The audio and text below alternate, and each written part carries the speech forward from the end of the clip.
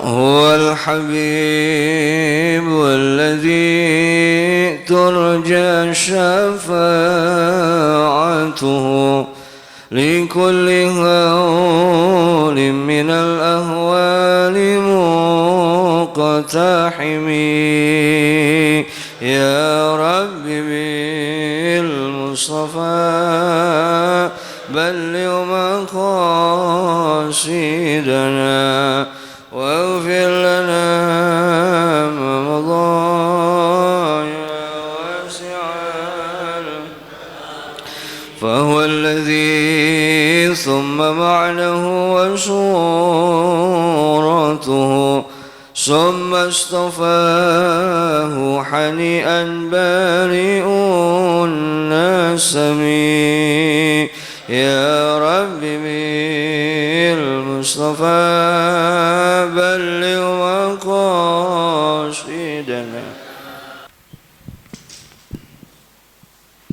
Assalamualaikum warahmatullahi wabarakatuh. Bismillahirrahmanirrahim. Alhamdulillahi rabbil alamin. Allahumma salli wa sallim ala sayyidina Muhammadin miftahi babi rahmatillah adada ma fi ilmillah salatan wa salaman daimaini bidawami mulkillah wa ala alihi wa sahbihi wa mawalah. Nawaina ta'allum wa ta'lim tazakkur wa tazkir wa naf'a wal intifa' wal ifada wal istifada wal hatha ala tamassuki bi kitabillah wa sunnati rasulillah wa du'a ilal huda wa dalala ala al khair ibtiga wajhillah wa mardatihi wa qurbihi wa tawabihi subhanahu wa ta'ala. Qala al muallif al imam an-Nawawi fi kitabih al arba'in nawawiyya nafa'ana Allah bihi wa bi ulumihi wa bi ulumi sairi salihin fi darain amin. Ila anggal an Abi Tha'labah al-Khusani Jurthum bin Nasir radhiyallahu ta'ala anhu an Rasulillah sallallahu alaihi wasallam qala inna Allah ta'ala farada faraida fala tudayyi'uha wa hadda hududan fala ta'taduha wa harrama asya fala tantahikuha wa sakata an asya rahmatan lakum ghaira nisyan fala tabhathu anha. Haditsu hasan rawahu Daruqutni wa ghairuhu wa an Abil Abbas Sahal bin Sa'ad As-Sa'idi radhiyallahu ta'ala anhu qala ja'a rajulun ila Nabi sallallahu alaihi wasallam faqala ya Rasulullah dullani ala amalin idza amiltuha ahabbani Allah wa ahabbani an-nas. Qala izhad fid dunya yuhibbuka Allah wa izhad fi ma indan nas yuhibbuka an-nas. Hadis hasan rawahu Ibnu Majah wa ghairuhu bi asanadin hasanah. Alhamdulillah. Hadirin hadirat yang dimuliakan Allah Subhanahu wa taala, sampai kita pada pembahasan daripada kitab Arba'in Nawawi hadis ke-30. Diriwayatkan oleh Abi Tha'labah al-Khusani Jurthum bin Nasir. Beliau mendapatkan langsung dari Nabi besar Muhammad sallallahu alaihi wasallam, sesungguhnya Rasulullah bersabda dalam hadisnya, innallaha fara'idha fala tudayyi'uha, bahwasanya Allah Subhanahu wa taala telah mewajibkan beberapa perkara yang diperintahkan oleh Allah kepada kita, fala tudayyi'uha, maka jangan sampai kita telantarkan. Jadi kita ini harus ingat Bapak Ibu sekalian, tujuan kita diciptakan oleh Allah di muka bumi ini semata-mata hanya untuk menghambakan diri pada Allah, hanya untuk patuh dan tunduk atas apa yang diperintahkan Allah. Sebagaimana Allah nyatakan dalam Al-Quran, wa ma khalaqtul jinna wal insa illa liya'budun, tidaklah kami ciptakan jin dan manusia melainkan hanya untuk ibadah kepadaku, kata Allah Subhanahu wa taala. Semuanya, semua bangsa jin, semua bangsa manusia diciptakan sama Allah hanya untuk ibadat pada Allah, hanya untuk menghambakan diri kepada Allah. Dan setiap orang yang menggunakan tugasnya dengan sebaik-baiknya atau menjalankan tugasnya sebaik-baiknya, ketika diciptakan dia benar-benar menghambakan dirinya kepada Allah, maka mereka akan mendapatkan kedudukan mulia di sisi Allah. Jadi bukan cuma kewajiban tanpa ganjaran, kewajiban terus dikasih pahala lagi sama Allah, kewajiban terus mendapatkan ganjaran lagi dari Allah Subhanahu wa taala. Wa hakadha. Makanya Allah mewajibkan kepada kita ada beberapa perkara yang wajib. Ada amalan yang wajib dilakukan oleh fisik kita, ada juga perkara yang wajib kita jalankan dengan batin kita. Kalau perkara yang diwajibkan dengan fisik kita seperti sholat, puasa, zakat, haji, ya itu semua perkara yang wajib kita jalankan menggunakan fisik kita. Cuman ada juga amalan yang wajib kita jalankan cuman bukan dengan fisik tapi dengan hati. Seperti apa? Iman kepada Allah, husnuzon kepada sesama muslim. Ya, ini semua perkara yang wajib cuman dilakukan dengan batin kita. Maka semua yang diwajibkan Allah baik dengan perkara zahir ataupun perkara batin, dengan fisik ataupun dengan hati kita, fala tudayyi'uha, jangan kita telantarkan, jangan kita tinggalkan, kerjakan semua yang diwajibkan Allah. Kemudian juga dinyatakan innallaha hadda hududan fala ta'taduha, Allah udah ngasih batasan bagi kita, maka jangan sampai kita langgar atau melewati batasan yang diberikan Allah. Jadi intinya hadirin hadirat yang dimuliakan Allah Subhanahu wa taala, kalau kita mau gambarkan nih seakan-akan tuh Islam tuh kayak ada lingkarannya, ada batasnya. Kalau siapapun yang melewati batasan tersebut, maka orang tersebut dinyatakan dia keluar dari Islam. Seperti apa contohnya? Seperti perkara yang ma'lum bid-darurah, perkara yang wajib kita ketahui bid-darurah. Apa arti darurah? Artinya semua bagi manusia, baik yang dewasa ataupun anak-anak tahu kalau perkara ini diwajibkan atau perkara ini diharamkan. Seperti contoh kayak sholat, Pak. Sholat itu wajib. Yang mengetahui sholat itu wajib bukan cuma kita, orang yang dewasa, anak-anak kecil juga tahu sholat itu wajib. Maka ini perkara sholat itu wajib, itu adalah perkara yang maklum bid-darurah, yang semua orang tahu bahwa itu adalah perkara wajib. Mencuri haram, yang tahu mencuri itu haram bukan cuma kita, orang-orang yang dewasa, anak kecil juga tahu mencuri haram. Berarti mencuri itu hukumnya haram, itu juga perkara yang maklum bid-darurah, perkara yang diketahui secara darurat. Makanya hadirin hadirat yang dimuliakan Allah, maksud innallaha hadda hududan fala ta'taduha, Allah telah memberikan batasan perkara yang maklum bid-darurah, maka jangan sampai kita melampauinya atau meninggal atau melewatinya. Contoh gini, kalau kita tahu sholat itu wajib, tahu-tahu ada satu orang bilang lah sholat nggak wajib, sholat bagi saya tidak wajib. Nah, orang yang kayak begini berarti udah melewati batasan. Kalau dia mengatakan sholat tidak wajib, atau menyatakan mencuri itu halal, atau menyatakan perkara yang wajib itu boleh kita tinggalkan, atau perkara yang haram itu bisa berubah jadi halal. Ini yang kayak begini hadirin, yang mengharamkan apa yang dihalalkan Allah, atau menghalalkan apa yang diharamkan Allah, atau sebaliknya, maka yang kayak begini berarti udah melewati batas. Kalau udah melewati batas berarti udah keluar dari Islam. Kalau udah keluar dari Islam namanya bukan muslim lagi.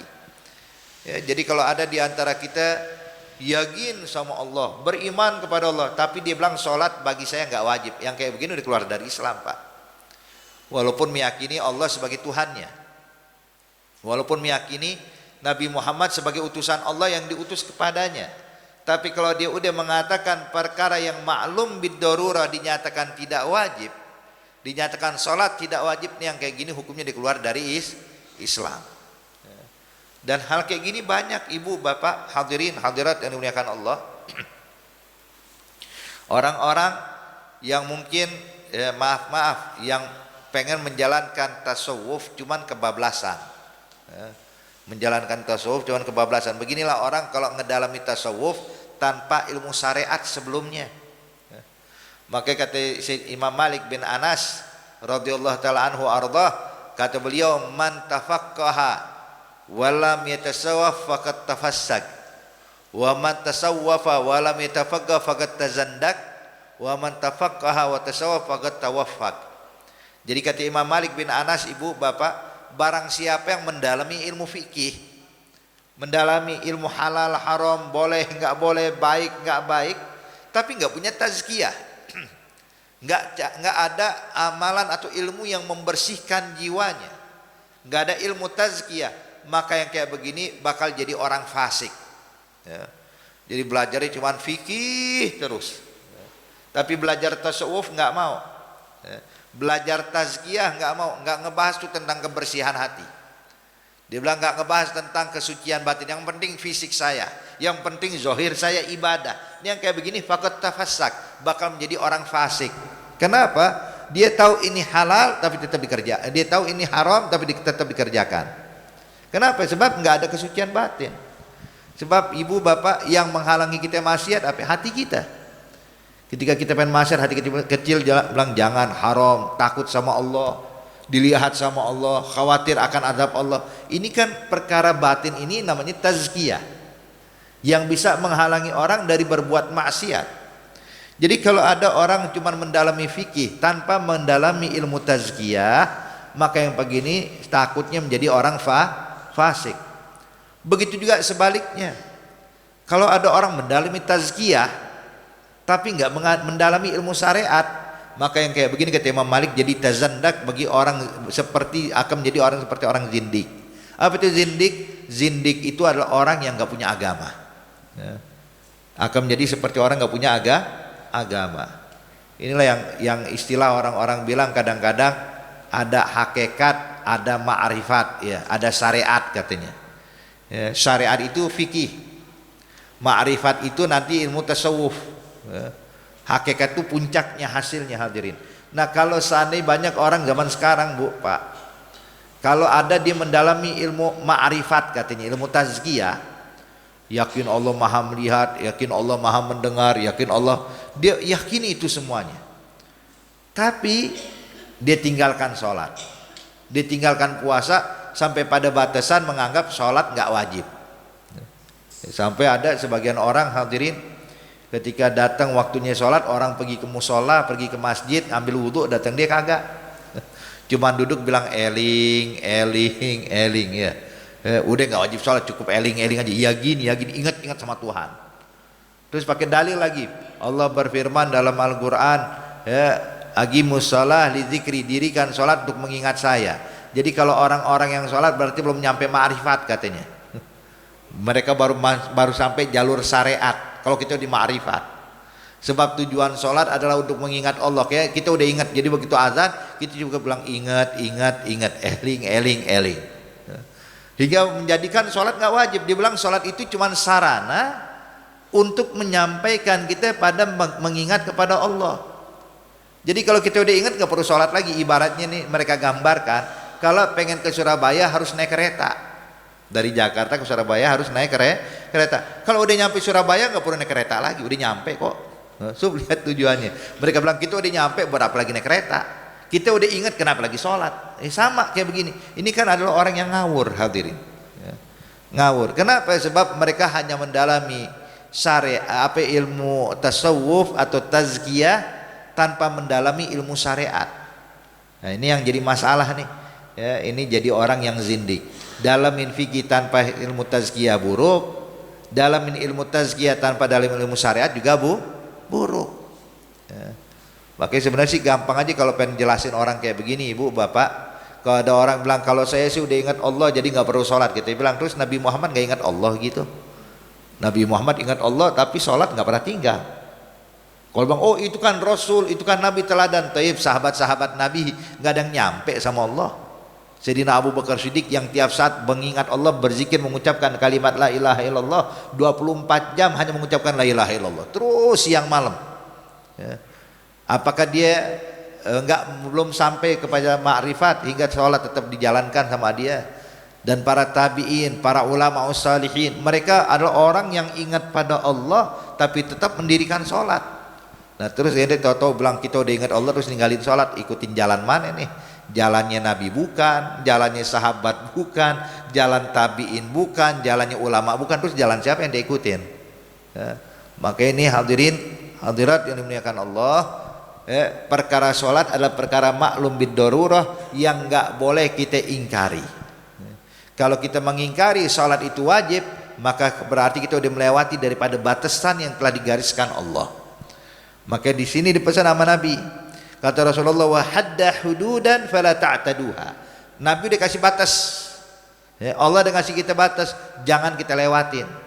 Sholat wajib, jangan bilang nggak wajib. Mencuri haram, jangan bilang halal. Ini kadang-kadang ada juga hadirin, saya ini mencuri beb dengan tujuan kebaikan. Tujuannya apa? Jadi saya mencuri biar saya sedekahin, kasih fakir miskin. Biar bantu anak-anak yatim. Ini mau jadi Robin Hood kesiangan hadirin ya. Jangan dipikir oh Robin Hood tuh bagus, halal. La. Haram. Mencuri itu haram, apalagi ngerampok walaupun tujuannya baik. Walaupun tujuannya ngasih makan orang, bantu orang, tetap nggak boleh hadirin. Islam nggak mengajarkan menjalankan kebaikan dengan maksiat. Nggak ada tuh kalau orang pengen wudhu ya pakai air yang najis, ya. Sah sholatnya? Enggak. Oh saya wudhu tujuannya buat sholat, airnya air apa? Air suci apa air najis? Air najis, ya enggak sah sholatnya. Sama ada orang saya tujuannya sedekah fakir miskin, cuman saya ngerampok. Cuman tujuannya ngasih makan fakir miskin, bantu anak-anak yatim, cuman dengan harta rampokan, ya enggak sah. Haram. Sama kayak orang berwudu pakai air najis. Makanya hadirin disebutkan dalam hadis yang lain, innallaha thayyib la yaqbal illa thayyiba. Allah ini maha suci dan tidak bakal menerima amalan kecuali kalau dia bersih dan suci. Makanya oleh karena itu jangan kita menghalalkan apa yang diharamkan atau sebaliknya perkara halal kita haramkan. Jangan. Kemudian Nabi menyatakan wa harrama asya fala tantahikuha. Dan Allah juga mengharamkan beberapa perkara. Ada amalan-amalan yang diharamkan sama Allah, maka jangan kita langgar. Tahu ini dilarang, tinggalkan sejauh-jauhnya. Makanya Allah nyatakan dalam Al-Quran, wa ma atakumur rasul fakhuzuh wa ma nahakum anhu fantahu. Apapun yang datangnya dari Nabi Muhammad, khuzuh, ambil, kerjakan. Dan apapun yang dilarang oleh Nabi Muhammad, maka tinggalkan sejauh-jauhnya. Tinggalkan sejauh-jauhnya. Jangan kita nganggap nggak apa-apa deh dosa kecil ini. Jangan, selagi dosa kita jauhin ibu bapak sekalian. Jangan kita anggap yang kecil yang besar, sebab jujur sekecil apapun dosa kalau dilakukan kepada yang maha besar, besar.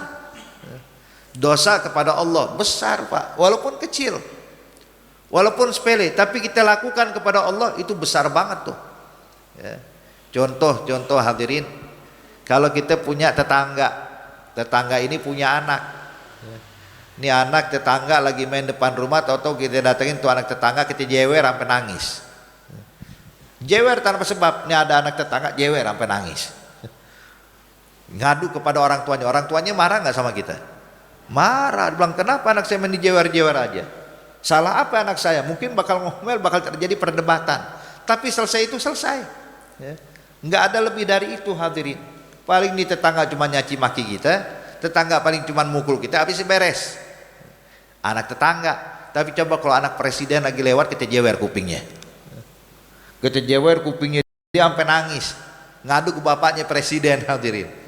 Ini kira-kira urusannya cuman nih presiden datang cuman nyaci maki kita, mukul kita, atau masukin kita ke dalam penjara? Masukin dalam penjara. Kesalahan boleh sama hadirin ya. Menjewer anak kecil tanpa sebab. Cuman ketika menjewer anak tetangga, kita cuma dapat cacian makian, tapi kalau menjewer anak presiden masuk penjara. Kesalahannya sama, tapi hukumannya beda. Kenapa kok bisa berbeda? Sebab kalau anak tetangga itu cuma anak tetangga, ini anak presiden. Artinya ketika dia punya jabatan tinggi dikit, maka hukuman bakal berbeda hadirin. Nah ketahuilah, kalau kita maksiat, kita melakukan maksiat bukan kepada manusia, tapi kepada Allah yang maha besar, kepada Allah yang maha agung. Makanya nggak ada dosa kecil. Kalau begini urusannya semua dosa kayaknya gede semua ya. Maka jangan sekali-kali kita remehkan.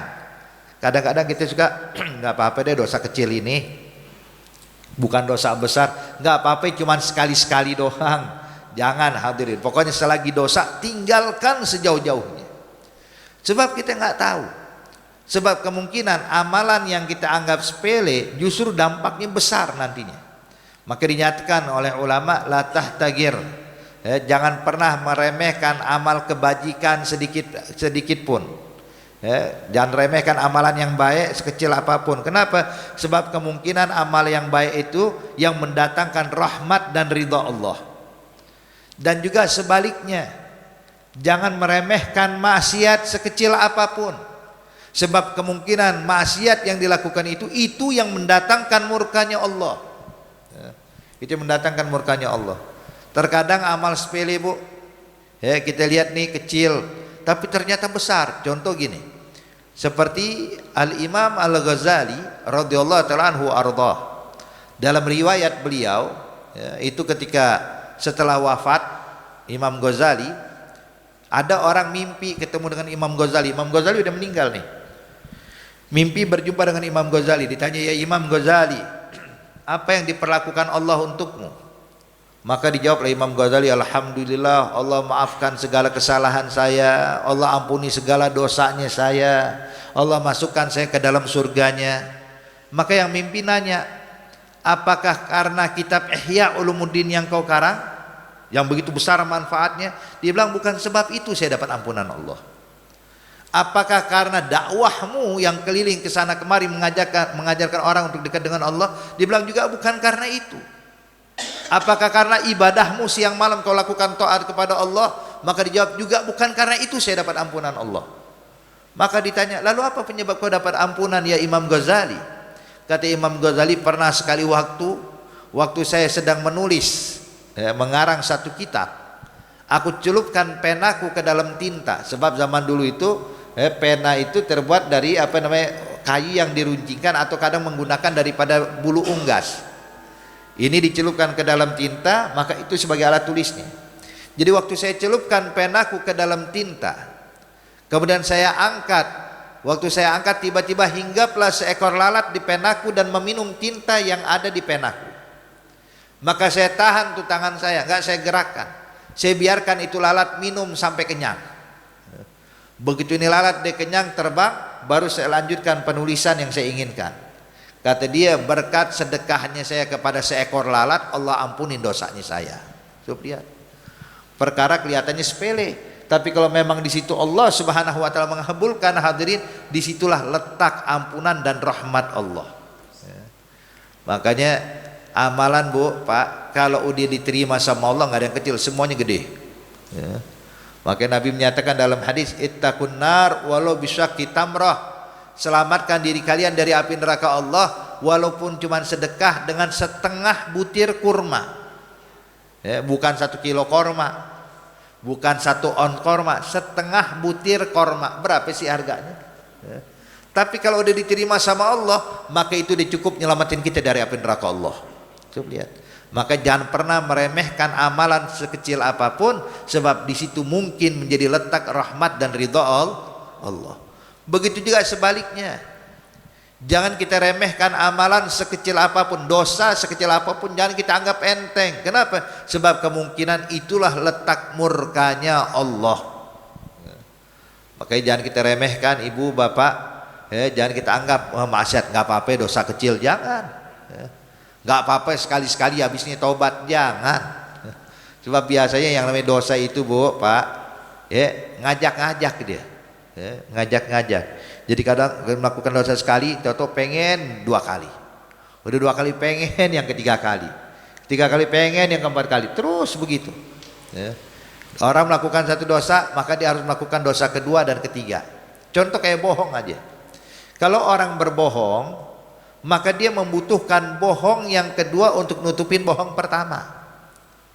Kalau dia bohong 2 kali, dia butuh bohong yang ketiga untuk nutupin bohong yang kedua dan yang pertama. Kalau dia bohong 3 kali, pengen bohong yang keempat. Jadi terus begitu. Jadi maksiat itu ngajak teman-temannya. Jadi jangan sekali-kali kita remehkan, nggak apa-apa deh, sekali-sekali, nggak bakal sekali-sekali, bakal sering nih. Nggak dianggap, oh ini cuma kecil, iya sekarang kecil, lama-lama jadi bukit. Makanya jangan sekali-kali kita remehkan maksiat. Fala wa haramal asya fala tantahikuha. Wa sakata an asya. Namun ada beberapa hal itu Allah nggak sebutkan ini halalkah atau haramkah, wajibkah atau tidak wajib. Pokoknya udah, nah Allah nggak ngebahas itu. Maka selagi Allah tidak bahas, jangan kita cari-cari. Udah biarin. Berarti kalau sekarang nggak ada perintah, nggak ada larangan, hukumnya jadi mubah. Ya, jadi kita tahu dalam syariat Islam nih, Bu, Pak, ada hukum Islam tuh ada 5. Hukum Islam itu ada 5. Ada wajib, ada sunnah, ada mubah, ada makruh, ada haram. 5. Yang namanya wajib itu adalah perintah dari Allah dan tegas untuk dijalankan. Perintah yang tegas dari Allah, maka hukumnya jadi wajib. Jadi kalau seandainya Allah dirikan sholat, orang yang nggak sholat bakal dihukum, artinya kan perintah tegas tuh. Artinya Allah janjikan juga ancaman bagi orang yang meninggalkannya, orang yang menyelewengkannya bakal mendapatkan hukuman berat dari Allah. Berarti ini merupakan perintah yang tegas, maka sholat hukumnya jadi wajib. Ada perkara perintah dari Allah cuman nggak tegas, artinya masih Allah kasih keluasan buat kita. Berarti inilah yang namanya hukumnya sunnah. Kayak sedekah mau kapanpun kita disuruh sedekah sama Allah. Wa aqridullah qardan hasanan. Aqridullah artinya pinjamkan, artinya hutangkan, artinya berikan sedekah. Artinya Allah kasih perintah tuh, sedekahlah kalian. Itu Allah perintahkan. Tapi apakah Allah berikan ancaman bagi orang enggak sedekah? Enggak. Berarti perintahnya tidak tegas. Maka hukumnya sedekah kata ulama sunnah. Jadi bedain wajib sama sunnah, keduanya sama-sama perintah Allah. Cuman yang wajib perintah yang tegas, kalau sunnah perintah yang tidak tegas. Perkara yang haram adalah perkara yang dilarang, cuman larangannya tegas. Kebalikan yang wajibnya haram. Dilarang cuman tegas. Jangan kalian mencuri, kalau kalian mencuri bakal mendapatkan hukuman ini. Jangan kalian melakukan dosa ini, akan mendapatkan azab ini. Artinya larangan tegas, berarti haram hukumnya. Tapi kalau yang berikutnya larangan tapi nggak tegas, dilarang tapi Allah kasih keluasan. Seperti apa? Seperti perkara yang makruh. Contohnya seperti apa namanya? Perkara makruh. Allah bilang bahwasanya uban itu adalah nur, cahaya. Jadi ketika Nabi Ibrahim pengen nyabut uban, dilarang, jangan dicabut, tuh uban adalah cahaya dari Allah. Tapi apakah Allah ngasih ancaman kalau dicabut dosanya begini? Enggak. Cuman Allah ngelarang jangan dicabut. Tapi Allah nggak ngasih ancaman, berarti ada perkara larangan tapi nggak bersifat tegas, berarti makruh. Nah yang di tengah-tengah ibu namanya mubah. Mubah ini nggak dapat perintah, nggak dilarang, berarti mubah. Nah intinya ada hal-hal yang tidak Allah sampaikan, yang tidak Allah perintahkan, juga Allah tidak larang, maka hukumnya kembali kepada hukum mubah. Jangan kita sok kritis, cari tahu, coba ada dalil nggak yang mewajibkan, ada dalil nggak yang mengharapkan, nggak perlu. Contoh, kita diwajibkan pergi haji bagi yang mampu, ya kan? Pergi haji wajib bagi yang mampu. Kalau ada yang nanya, Beb, wajibnya sekali apa 2 kali? Tanya dalam Al-Quran, Allah nyebutin nggak wajib sekali atau 2 kali? Enggak, khalas, sekali doang, lebihnya mau mubah. Kalau itu mau tambah lagi, itu berubah hukumnya jadi sunnah doang, jadi pahala doang, tapi udah nggak wajib lagi. Makanya dahulu pernah ada satu sahabat, waktu Nabi lagi pergi hajatul wada, Pak, Bu, habis tahallul nih, sahabat nanya kepada Rasulullah, ya Rasulullah, apakah haji wajib bagi kami tiap tahun? Allah nggak bilang begitu, Allah cuma bilang pergi haji wajib bagi yang mampu. Maka ini sahabat pakai nanya, Rasulullah, apakah haji wajib bagi kami tiap tahun? Nggak dijawab, Bu, sama Rasulullah. Nabi diam. Nabi ngebahas yang lain. Ini sahabat belum paham, nanya lagi sama Rasulullah, ya Rasulullah, apakah haji wajib bagi kami tiap tahun? Nabi menoleh kepada ini sahabat, cuman nggak mau jawab, melanjutkan ucapan yang lain, pembahasan lain. Ini sahabat belum paham kalau Nabi nggak pengen jawab. Dia tanya lagi yang ketiga kali, ya Rasulullah, apakah pergi haji wajib bagi kami tiap tahun? Nabi nengok kepada ini sahabat, kalau aneh bilang iya, ente sendiri yang kerepotan. Diam, selagi Allah nggak bilang berapa kali, jangan ditanya. Udah, Allah udah sakata an asya fala tabhatsu anha. Kalau Allah ada diam akan satu perkara, jangan kita sok kritis, nanya terus. Wajib nggak tiap tahun? Wajibnya kapan aja, 5 tahun sekali kah, 4 tahun sekali kah? Udah, Allah cuma bilang wajib pergi haji yang bagi yang mampu, cukup. Berarti sekali aja udah kita kerjakan, udah menjalankan tugas, nggak perlu nanya 2 kali, 3 kali, 4 kali, akhirnya kita ngerepot. Jangan seperti Bani Israel. Bani Israel hadirin, Allah cuma perintahkan kepada Nabi Musa, sembelihlah sapi betina. Antasbahu al-baqarah, kalian sembelihlah baqarah. Baqarah itu sapi betina. Artinya kan kalau dibilang sapi betina, artinya umur berapa aja cukup, yang penting betina aja, ya, bukan jantan. Mau warna apa aja bebas, yang penting betina, kan selesai. Tapi ini orang Bani Israel sok nanya, dibilang ya Musa, masalahnya sapi betina tuh banyak, ada yang warnanya kuning, ada yang warnanya putih, ada yang belang-belang, yang pengen yang mana, yang warna apa nih? Kan ngerepotin. Akhirnya Allah bilang yang warnanya kuning keemasan, kalau kena sinar matahari berkilau bagaikan emas. Bukan cuma kuning doang, kuning tuh udah kayak emas bulunya. Kemudian pakai nanya, ya Musa, ini usianya yang usia berapa tahun? Yang 4 tahun, 3 tahun, 2 tahun, setahun. Kemudian pakai nanya, ini sapi liar apa sapi milik seseorang? Kemudian ini sapi pernah nggak digunakan buat bajak sawah? Artinya kan jadi panjang urusannya hadirin. Tadinya cuma sapi betina, akhirnya Allah jelaskan tuh sesuatu perkara yang hampir mustahil didapatkan. Hampir mustahil. Cuman untungnya mereka bilang insya Allah. Ya. Ketika mereka bilang insya Allah kita bakal kerjakan, kata ulama, kalau Bani Israel nggak ngucapin kalimat insya Allah bu, sampai hari kiamat nggak bakal ketemu sapi ini nih. Ya. Cuman gara-gara mereka bilang insya Allah dikasih kemudahan ujungnya. Tapi intinya hadirin, selagi Allah tidak menyebutkan, jangan kita sok-sokan nyari-nyari. Udah, Allah diam sampai sini cukup. Ya. Kayak Nabi berapa banyak ibu bapak, terkadang Nabi itu meninggalkan suatu amalan, kenapa? Takut jadi wajib. Takut jadi wajib. Contoh kayak sholat tarawih, ya, yang sebentar lagi kita dapatkan bulan Ramadan. Ya, insya Allah kita dipanjangkan usia kita dalam keadaan sehat walafiat, amin ya rabbal alamin.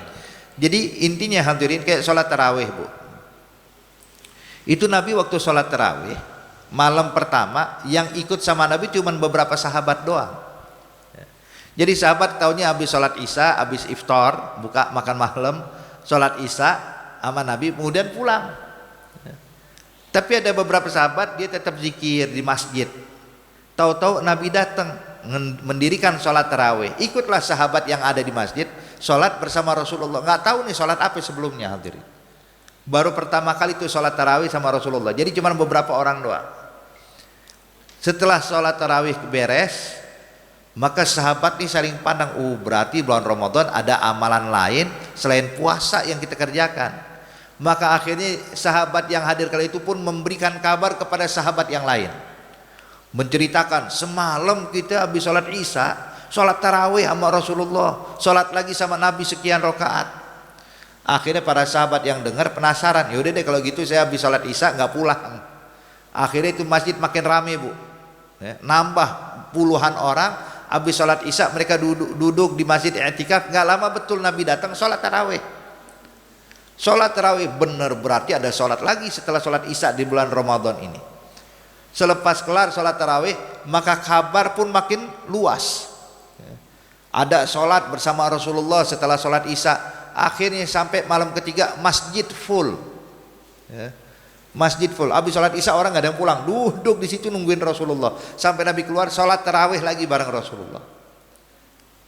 Akhirnya makin meluas ini kabar. Hari keempat bu, itu masjid udah nggak muat, membludak sampai keluar. Mereka nunggu, tapi Nabi nggak keluar rumah, nggak keluar kamar.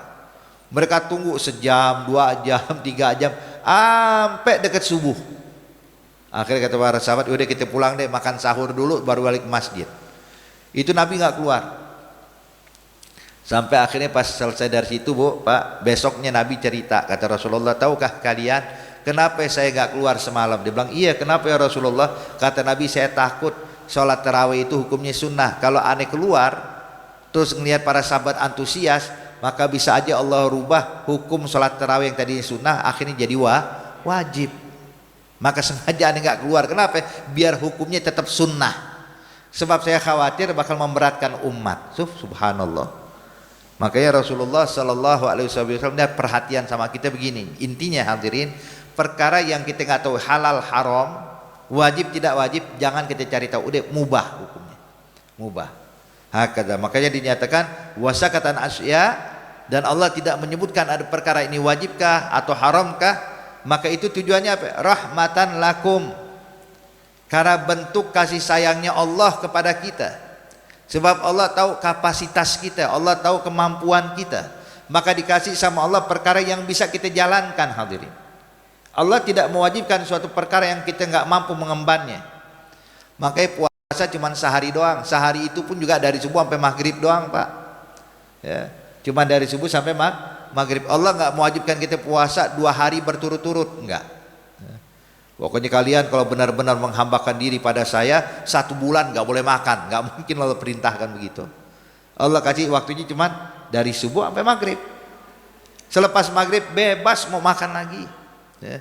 Artinya Allah kasih keringanan tuh. Kenapa? Rahmatan lakum. Bentuk kasih sayangnya Allah kepada kita. Contoh kayak sholat 5 waktu. Tadinya Allah kasih kita perintah sholat 50 waktu Bu ya, waktu Nabi dapat perintah tuh sholatnya 50 waktu. Coba bayangin kalau sholat 50 waktu, kapan kita kerja ya, kapan kita masak, udah nggak bisa lagi, udah 50 waktu ya. Paling benar-benar dengar suara azan ya. Kalau dalam sehari semalam ada 24 jam, kalau kita bagi setengah jam aja itu 48 jam 48 kali ya. Jadi sholat 48 kali, setiap setengah jam sholat, setiap setengah jam sekali azan, berat ya. Tapi Allah kasih keringanan buat kita hadirin, dirubah tuh yang 50 waktu jadi 5 waktu. Sholatnya jadi 5 waktu, tapi pahalanya tetap 50 waktu. Coba lihat. Rahmatan lakum, karena Allah sayang sama kita. Ya. Kemudian bukan karena Allah nisyan, bukan karena Allah lupa. Jadi bukan dianggap wah syariat Islam kayaknya ada yang kurang deh nih. Haji wajib bagi yang mampu. Cuman berapa kali kayaknya Allah lupa dengan ngasih perintah. Enggak, Allah enggak lupa hadirin. Allah ingat. Cuman Allah enggak ingin memberatkan kita. Allah enggak ingin membuat kita ini sebagai umatnya Rasulullah enggak mampu menjalankan apa yang diperintahkan Allah. Makanya hadirin, hadirat yang dimuliakan Allah, ini hadis mengajarkan kepada kita bahwasanya apapun yang diperintahkan Allah kerjakan, yang dilarang sama Allah tinggalkan, dan apapun yang tidak diperintahkan juga tidak dilarang, maka hukumnya berubah jadi mubah ya. Jadi kayak sekarang contoh kayak kita ngadain apa namanya hari raya Islam atau hari besar Islam lah, acara hari besar Islam seperti peringatan Maulid, Isra Mi'raj ya, itu semua kan nggak ada perintah. Apakah Nabi memerintahkan atau Allah memerintahkan kalau bulan Maulid bikin Maulid ya? Enggak ada perintah dari Allah. Iya kan? Nabi juga nggak ngasih perintah kalau bulan Maulid ayo bikin Maulid ya, rayakan kelahiran saya. Nabi nggak kasih perintah itu Pak. Berarti wajib nggak hukumnya? Enggak. Sunnah nggak hukumnya? Juga tidak, nggak ada perintah kok. Tapi juga Nabi nggak ngelarang. Allah juga nggak ngelarang. Allah nggak bilang jangan kalian rayakan hari besar Islam. Enggak ada larangan dalam Al-Quran. Dan Nabi pun juga nggak pernah larang jangan rayakan hari kelahiran saya, juga nggak ada. Berarti tidak ada larangan, berarti hukumnya bukan haram, bukan makruh. Berarti kalau bukan haram, bukan makruh, bukan wajib, bukan sunnah, berarti hukumnya apa? Mubah. Mau bikin boleh, nggak bikin juga boleh. Jadi jangan terribut nih orang bikin maulid nih ribut. Kenapa bikin maulid? Atau sebaliknya, ini masjid biasa bikin maulid, atau sekali tahun nggak bikin maulid terus ribut. Kenapa nggak bikin maulid? Jangan, hukumnya mubah.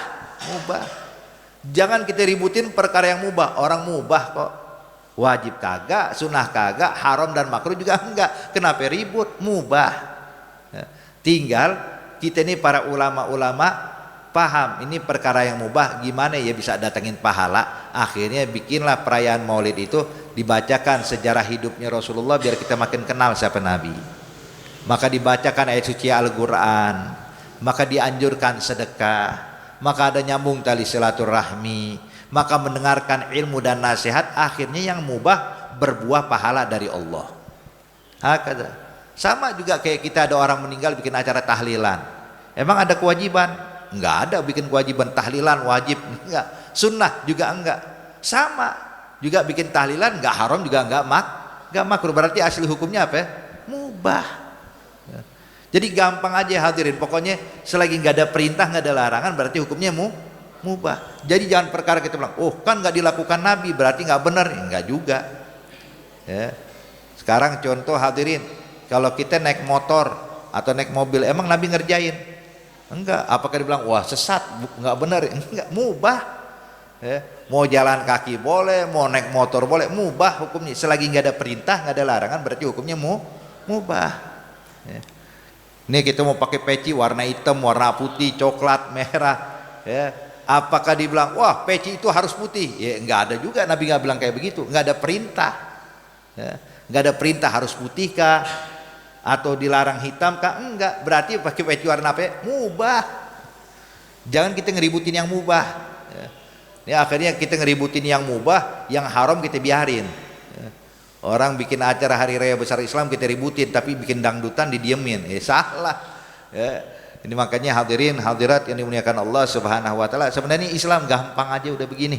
Ya, pokoknya yang diwajibkan kita jalankan, yang dilarang kita tinggalkan, yang enggak dibahas udah diam, hukumnya mubah. Itu semua kenapa Allah diamkan? Rahmatan lakum, sebab Allah sayang sama kita. Allah nggak pengen memberatkan kita. Allah pengen kasih kemudahan buat kita. Maka oleh karena itu hadirin hadirat yang dimuliakan Allah Subhanahu wa taala, saya rasa ini satu hadis cukup buat kita amalkan ya. Dan juga ini nggak lama lagi masuk bulan Ramadan, entah Ramadan imma hari Rabu atau hari Kamis. Ada yang mengatakan Rabu Ramadan, ada juga yang nunggu sidang isbat ru'yatul hilal. Ya, jadi yang ngikutin ru'yatul hilal kemungkinan besar hari Kamis. Ya udah gimana ya, ikut aja udah, ikut ya.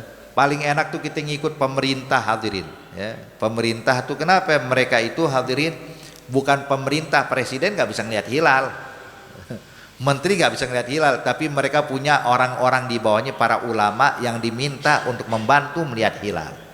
Jadi mereka nih yang lihat hilal juga ulama ya, juga ulama. Jadi nggak usah khawatir. Jadi kalau mereka bilang, oh kita kelihatan puasa Rabu, ya, alhamdulillah Rabu kita puasa. Ya. Kalau bilang, oh enggak kelihatan, jadi puasa Kamis, ya marhaba Kamis kita puasa. Paling enak gitu, kita nggak bingung. Ibaratnya Bu, Pak, makanan udah disajin, kita nggak perlu masak lagi udah. Ya, dihidangin, alhamdulillah kita nggak capek belanja dulu, nggak capek masak dulu. Kenapa? Udah dihidangin. Ya. Alhamdulillah, nikmatin aja udah. Puasa mau Rabu mau Kamis, ikutin aja udah, selesai. Ya. Kemudian juga hadirin kita harapkan nanti di bulan Ramadan kita harus punya target nih ibu bapak sekalian. Jangan sampai Ramadan sama kayak Ramadan tahun lalu. Kita harus berubah, harus jadi lebih baik. Makanya ibu, kata Imam Ghazali, puasa itu tuh ada 3 tingkatan. Ada shaumul awam, ada shaumul khawas, ada shaumul khawasil khawas. Kata beliau, puasa itu ada puasanya orang awam, ada puasa orang VIP, ada orang puasanya puasa VVIP. Bisa kita bilang kalau kelas ini ada kelas ekonomi, ada bisnis, ada eksekutif. Kita ini selama ini ekonomi mulu ya. Kapan naik tingkat kita pengen naik jadi bisnis. Jadi kalau puasa itu Bu, puasa orang awam itu Pak, itu dari subuh sampai maghrib nggak makan nggak minum. Tapi gosip masih juga gosip ya. Gosip masih jalan terus ya, bohong kadang-kadang ya. Ini puasanya orang awam ya. Kalau kemarin-kemarin kita puasa orang awam, tahun ini kita harus naik tingkat. Nah, jadi puasanya bisnis, orang VIP. Gimana puasa orang VIP? Dia nggak makan nggak minum juga nggak maksiat dari mulai subuh sampai maghrib. Tinggalin maksiat, tinggalin gosip. Cuman bukan berarti gosip malam hari jadi boleh ya. Oh, nggak lagi puasa nggak boleh gosip. Terus kalau malam aja gosipnya ya sama. Jangan, haram juga hukumnya. Ya jangan, pokoknya ini kita jaga diri kita 1 bulan penuh ini jangan maksiat. Ya. Kalau kita maksiat nggak sengaja cepet-cepet taubat. Ya. Jangan dibiarin nih. Pokoknya kita harus naik tingkat tahun ini. Puasa kita bukan ekonomi lagi, tapi masuk kelas VIP. Ya. Ada lagi yang paling tinggi, puasanya orang-orang yang VVIP, khawasul khawas. Gimana puasa orang VIP ini? Mereka bukan nggak maksiat dengan fisik, bahkan batinnya pun dijaga biar nggak maksiat. Ya. Jadi nggak ada tuh mereka puasa nggak makan nggak minum, kemudian juga nggak ngomongin orang, melakukan maksiat dengan fisiknya, batinnya pun dijaga, nggak boleh suuzon sama orang, nggak boleh benci sama orang, terus hormat sama seluruh manusia, sayang kepada seluruh makhluk Allah. Ini baru puasanya VVIP, khawasul khawas. Nah kita nih kalau mau naik ke atas kayaknya berat. Yang kedua dulu naik tingkat, naikin dulu kelasnya, kelas bisnis.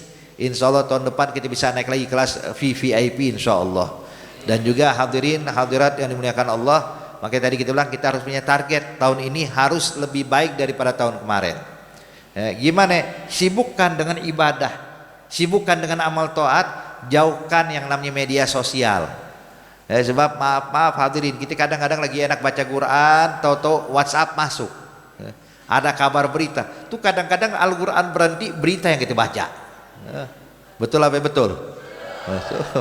Ya akhirnya kita sibuk, udah kalau pegang ini, kalau lagi seru, lagi panas, lagi hot nih beritanya hadirin, kadang-kadang Al-Quran ditutup, sadaqallahul adzim, baca ini.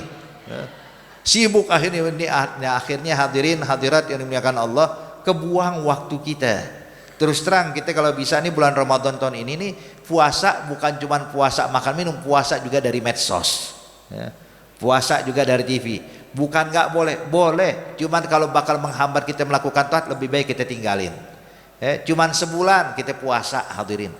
Dan itu kalau orang melakukan ibadah puasa di bulan Ramadan, amalan pahala yang Allah berikan di bulan Ramadan itu nggak bakal didapatin pada bulan lain, nggak bakal didapatkan pada bulan lain. Bahkan kata ulama, kalau ada orang meninggalkan puasa Ramadan sehari secara sengaja tanpa uzur, dia nggak mau puasa, nanti deh habis lebaran saya mau qadha. Itu kalau dia qadha hadirin, dia qadha memang sekali doang, satu hari untuk menggugurkan kewajiban, tapi pahalanya beda. Bahkan kalau pengen menyamai pahala yang didapatkan dalam puasa Ramadan, dia mau mengqadha setahun penuh masih kalah, nggak bakal bisa ngimbangi puasanya yang satu hari di bulan Ramadan. Makanya jangan disia-siakan bulan Ramadan, jaga diri kita, fokuskan ibadah kepada Allah Subhanahu wa taala. Insyaallah Ramadan yang akan datang jadi Ramadan terbaik buat kita. Ramadan yang bawa ampunan buat kita, Ramadan yang bawa ridha buat kita. Insyaallah kita semua digolongkan menjadi orang-orang yang bertakwa, mendapatkan ridha dari Allah Subhanahu wa taala. Amin ya rabbal alamin. Mungkin sampai sini hadirin yang bisa Al-Fakir sampaikan. Kalau ada yang punya pertanyaan silahkan sebelum saya tutup, kalau enggak kita tutup. Fadhlu kalau ada yang ingin nanya. Enggak ada, silahkan.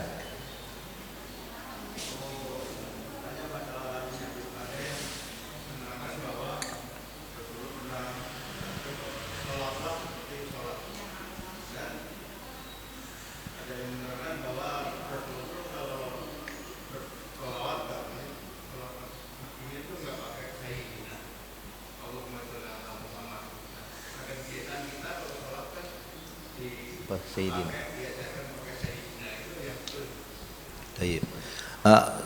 Sebenarnya kalimat tadi hadis yang sallu kama raaitumuni usolli itu masalah dalam salat, bukan dalam sholawat. Tapi nggak jadi masalah. Artinya kalau yang dimaksud dengan sholawat itu hadirin, apakah harus pakai menggunakan kalimat sayyidina atau tidak menggunakan kalimat sayyidina?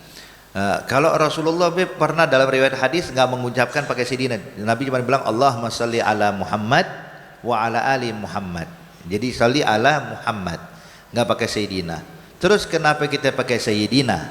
Nah di sini hadirin sama, kalimat menggunakan sayyidina atau nggak pakai sayyidina, tidak ada kewajiban, juga tidak ada larangan. Jadi Nabi nggak perintahkan, ayo baca salat harus pakai sayyidina ya, enggak. Berarti tidak wajib dan tidak sunnah. Taib. Kemudian kita tanya lagi, apakah ada larangan? Nabi bilang jangan pakai sayyidina ya kalau salawat padaku, juga enggak ada. Berarti hukumnya tidak haram dan tidak makruh, berarti hukumnya jadi mubah. Jadi kembalikan kepada titik itu hadirin, maka kita tahu oh berarti boleh-boleh aja pakai sayyidina. Dan kenapa kita menggunakan pakai sayyidina? Sebab demi menghormati Nabi Muhammad. Contoh kalau ada hadirin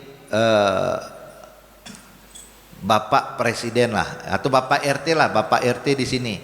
Contoh nama RT kita bilang Zakaria ya. Contoh ini. Jadi Bapak RT kita namanya Zakaria. Kita kalau ngomong sama Bapak RT kita panggil Zakaria, Zakaria teh Bapak RT. Bapak RT atau kita pakai kalimat Bapak Zakaria, padahal namanya Zakaria. Kalau lihat di KTP nggak ada namanya Bapak Zakaria, di KTP tulisannya Zakaria. Kita kalau manggil dia Bapak Zakaria apa Zakaria? Bapak Zakaria. Kenapa? Untuk menghormati dia. Untuk menghormati. Jadi kalimat Bapak itu tujuan untuk menghormati orang yang tua atau yang dewasa. Nah kita juga kalau pengen menghormati Nabi Muhammad jangan Muhammad tapi pakai Sayyidina Muhammad. Artinya untuk menghormati Rasulullah. Adapun hadirin, kalau ada mungkin mereka bilang Nabi itu nggak pengen dipanggil Sayyid, itu dari bentuk tawaduknya Rasulullah. Sama kayak seandainya ada Bapak Zakaria, kalau panggil saya Zakaria aja nggak usah pakai nama, kita pun nggak nyaman Zakaria, tetap bilang Bapak Zakaria. Ya. Kayak kita manggil orang tua kita, ya. Orang tua kita, bapak kita atau ibu kita nggak mungkin panggil nama. Kalau dibilang udah nggak usah panggil bapak dengan kalimat bapak, panggil nama aja, kita nggak bakal sanggup manggil bapak kita nama doang hadirin. Tapi kita bilang bapak, ya, ibu. Kenapa? Demi menghargai dan menghormati beliau. Jadi kalau Nabi bilang jangan panggil saya Sayyid, yaitu tawaduknya Rasulullah. Tapi kita sebagai umat nggak sanggup kalau manggil Rasulullah dengan nama begitu aja, kita gunakan kalimat Sayyiduna. Hakada. Dan kalau dibilang apakah Nabi nggak layak mendapatkan gelar Sayyid? Oh sangat pantas. Putra beliau Sayyidina Hasan lagi main di pangkuan Nabi, ini cucunya Nabi. Kata Nabi, inna waladi hadza Sayyid. Kata Nabi, ini anak saya nih, cucu saya, ini Sayyid. Kalau cucunya aja pantas dibilang Sayyid, gimana Rasulullahnya? Iya kan? Dan Nabi juga pernah bilang kalau ana sayyidu waladi Adam wala fakhr. Saya ini adalah sayyid waladi Adam, sayyidnya anak keturunan Adam. Artinya Nabi pun juga mendapatkan. Jadi kalau Nabi bilang jangan panggil saya sayyid, ada bentuk rendah dirinya Rasulullah, tawaduknya Rasulullah. Cuman bukan berarti kita dilarang untuk memanggil dengan kalimat sayyiduna. Jadi intinya boleh nggak? Boleh. Mau pakai sayyiduna, nggak pakai sayyiduna, semuanya boleh. Jadi kalau kita mau ngikutin Nabi, saya mau ngikutin cara Rasulullah, Allahumma sholli ala Muhammad, boleh? Boleh. Tanpa sayyiduna boleh? Boleh. Cuman dengan niat untuk bukan untuk merendahkan Nabi, tapi demi untuk mengikuti apa yang diajarkan Nabi aja. Maka itu boleh. Tapi kalau seandainya dengan tujuan nggak boleh bilang sayyid sebab Nabi bukan sayyid, ini nggak boleh. Tujuannya merendahkan. Jelas insyaallah ya. Ada lagi? Cukup hadirin hadirat? Nggak ada lagi ya. Silahkan Ibu. Fadhali. Waalaikumsalam.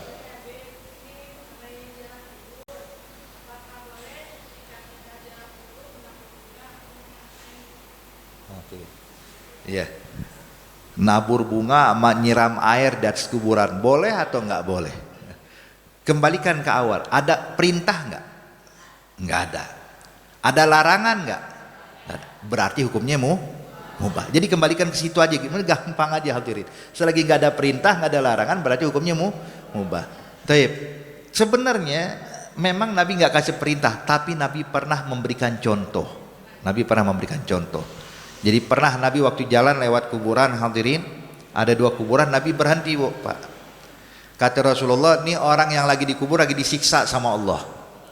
Maka kata Nabi, ambilkan pelepah kurma, sebab di Mekah Madinah nyari bunga nggak ada. Ya. Kata Nabi, ambilkan pelepah kurma. Pelepah kurma yang masih hijau dibawa, dipotek tuh, diambil dari batangnya, dikasih. Sama Nabi dibelah 2. Itu pelepah kurma yang masih hijau itu.